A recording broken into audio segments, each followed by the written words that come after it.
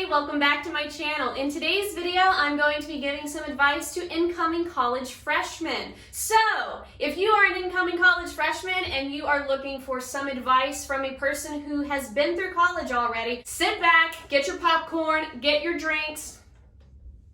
You're gonna need it because we're gonna be here for a little bit. Okay, before we get started, I just wanna remind you guys, if you're new to my channel, welcome to my channel. And if you are a returning subscriber, thank you so much for your loyal support. Don't forget to hit that subscribe button down below, like this video, and comment down below and let me know what year of college you are in or what year of high school you are in, or what year of life you're in. One last thing, don't forget to hit that notification bell button down below and turn those notifications on for when I upload my latest videos so that you guys can stay up to date on what I'm posting. All right, now to the real topic of the day. I feel like I should give a little backstory on myself before I jump into this, because some people are probably like, who are you? Who are you to give college freshmen advice, right? So I just graduated college this May 2020, with my Bachelor's of the Arts in Drama. The other night I was thinking to myself, wow, we're in some interesting times, right? I know college is starting up for people who are coming into college or returning to college, and I'm not returning. So I was thinking about everybody, but college freshmen, because not only are they entering college for their first time ever in life, they're also entering college in the midst of a pandemic. Topic point number one. As I said before, we are in the midst of a pandemic. So your entrance to college is going to be a different experience than anybody's entrance to college within the last 10 to 15 years or so. We haven't ever really had a pandemic like this occur. We had the swine flu about 10 years ago, but it wasn't nothing like this, you know? I don't know what you're gonna experience because I won't be able to experience this, but I do just wanna say, what you probably will experience this fall and potentially next spring, depending on what happens, is going to be a lot different than what most people have experienced entering their freshman year of college. That being said, don't be afraid just because it's a different experience you're probably going to have.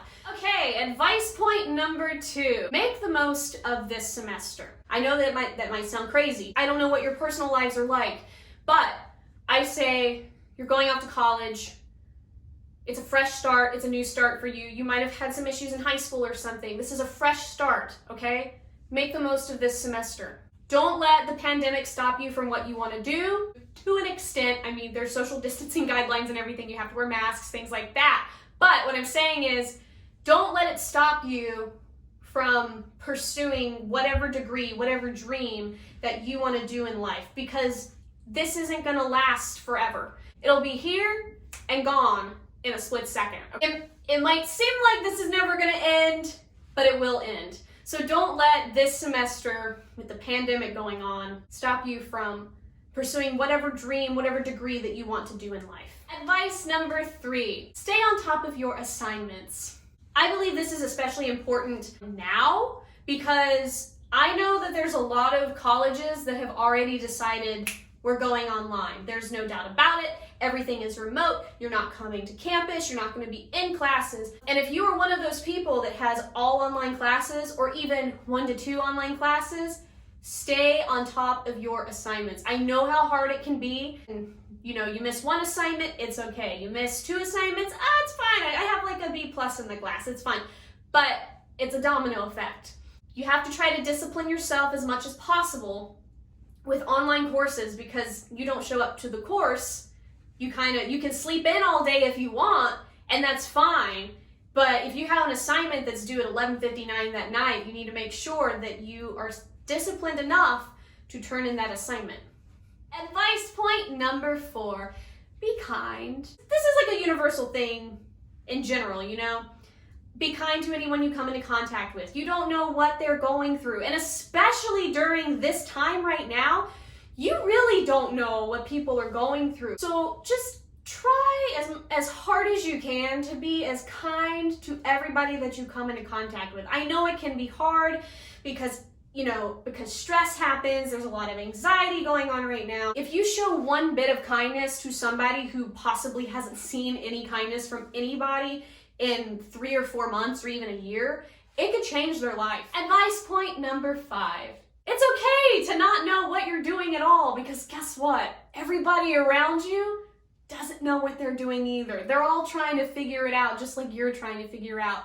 And an extra point there, your professors, they're trying to figure it all out too. This whole game of adulting, you think adults really know what they're doing, but I will tell you something. Adulting? You want to know the secret behind adulting? It's all just a big game of improv. Everyone's trying to figure it out. Advice point number 6. Don't be intimidated by your professors. I know, sounds crazy, right? Professors are like these big human beings that have been through years and years of college. They have at least master's degrees. Some of them have PhDs. Some of them have doctorates, you know? They're like these big brain smart people. Oh my gosh. If I say something stupid in front of one of them, they're gonna think I'm dumb. No. Believe it or not, they're just like you. They're human beings. Don't be afraid of them, because guess what? Guess what? They were once in your shoes too. I know. Crazy, right? They were once a little itty-bitty college freshman just like you are, okay? Use them to your advantage. They're there to help you. They're not there to hurt you. And they want to help you. They want you to succeed. You just have to put forth the effort to do your work and reach out to them. If anything, network with them, be kind to them, especially this year, because, you know, I've always had an appreciation for teachers and professors, but even more so now, especially because of last semester when we had to get kicked out of campus and move off campus. The last half of last semester, the professors at my university, specifically in my department, had to turn everything online in a week's notice. And most of them have never done that before. Like, they had to come up with this miraculous miracle plan to turn all of their stuff into online courses. And being a theater major, it's kind of hard to do that because we are a collaborative people, you know? So just be kind to your professors, because most of them have never experienced anything like this in their lives. They're trying just as hard as you are to make it through this semester, and they're trying as hard and as best as they can to make your college experience the best that it can be during this crazy pandemic time. Just be kind. Be kind to them, please. Please. Advice point number 7.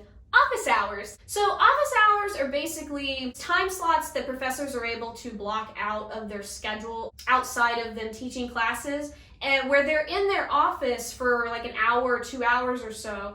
And office hours, depending on the professor, they can have an open door policy, which means you can just drop by their office, ask them any questions that you have regarding an assignment or a project or something that's going on. Or you have some professors that have office hours by appointment only. What I want to say about office hours. Firstly, I really don't know how office hours are going to go this semester, but I do want to say, if you have the chance to have office hours, whether it's in person, whether it's online, whatever it is, I highly, highly, highly recommend going to your professor's office hours, because not only will it help you if you need to, you know, have a question answered about an assignment, it will put a name to a face. If you think about it, if you're in a department that's large and, you know, a lot of the professors have 200 students, 300 students per semester, a lot of them aren't going to know probably who you are unless you go to their office hours or catch them after class or something. It'll put a name to a face,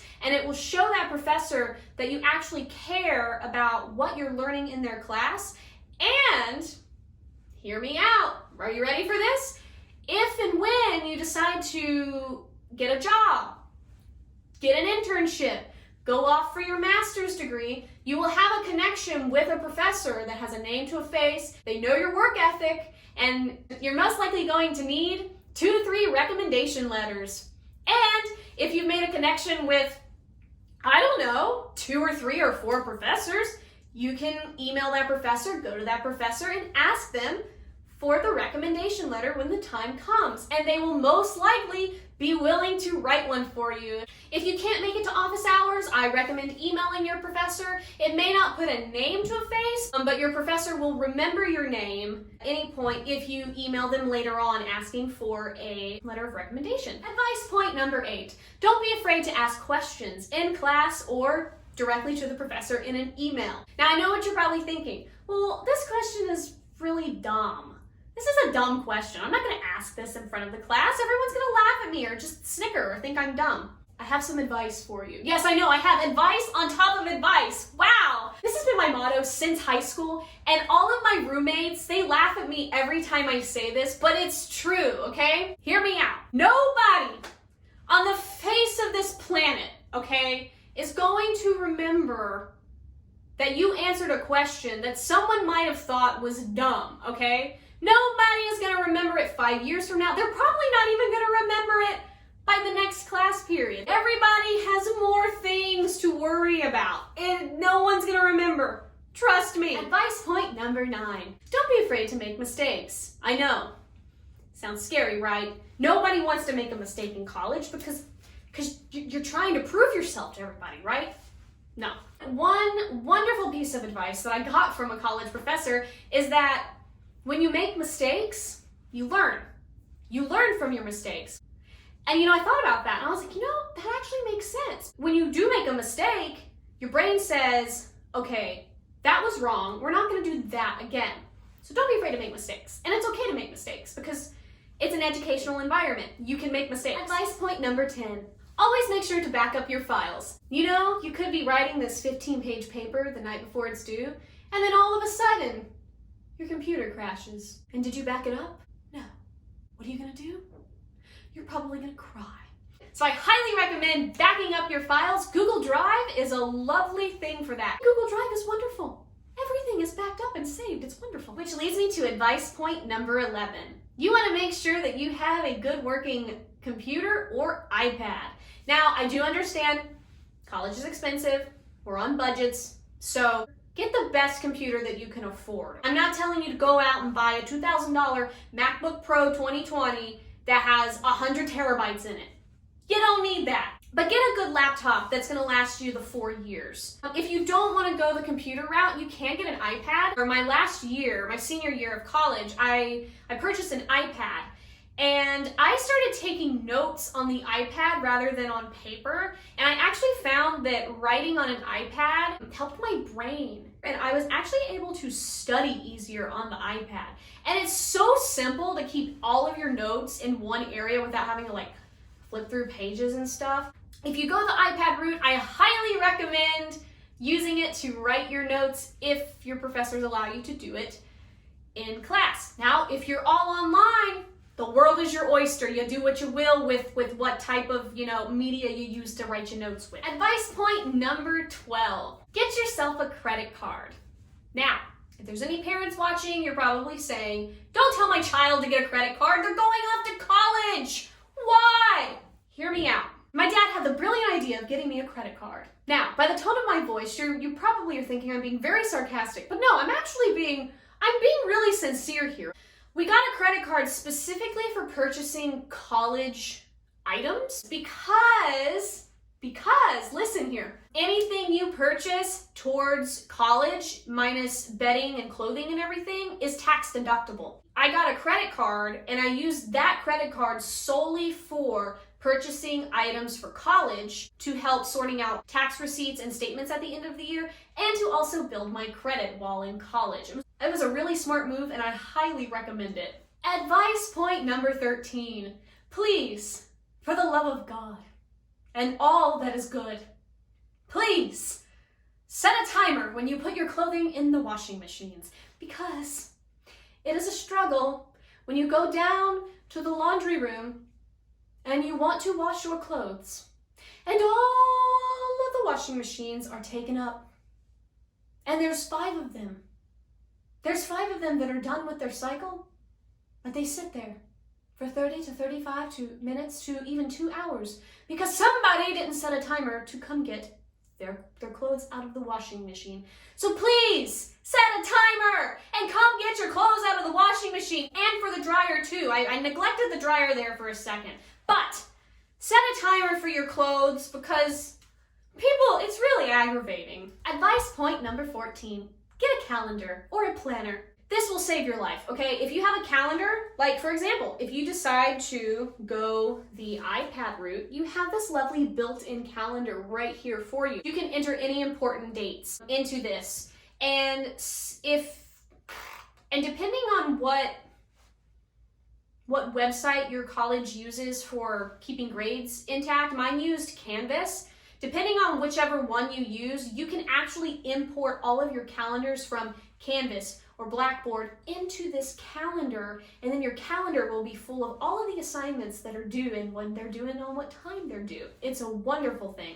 If you don't go the iPad route, that is completely okay. You can get yourself a planner and just write everything in that planner just to keep your mind organized and know when things are due. Because trust me, if you don't do that, you will forget that one assignment and then you'll kick yourself in the foot because you didn't do that assignment. And last piece of advice point number 15. You should keep a journal all 4 years of your college, or a video journal. I kept a couple video journals because, sometimes at the end of the day, you don't feel like writing. You're done writing. You've been in class all day. And sometimes it's easier just to talk things out to the void on a camera. Nobody has to see the journal videos. No one has to read your journal. It's a thing for you to see your progress and just to look back and see, what you felt on a certain day or something. But yeah, I highly recommend doing a journal or some type of video journal to just, keep your thoughts and be able to look back and be like, well, I've actually grown. I've made progress. Okay, whew. That was a lot. Okay guys, so I hope that this video helped somebody out there. If you would like more college advice videos or something like that, comment down below and give me some suggestions. If you liked this video and would like to see more content, please hit that subscribe button down below, like this video, and turn on those bell notifications. And I will see you guys in my next video.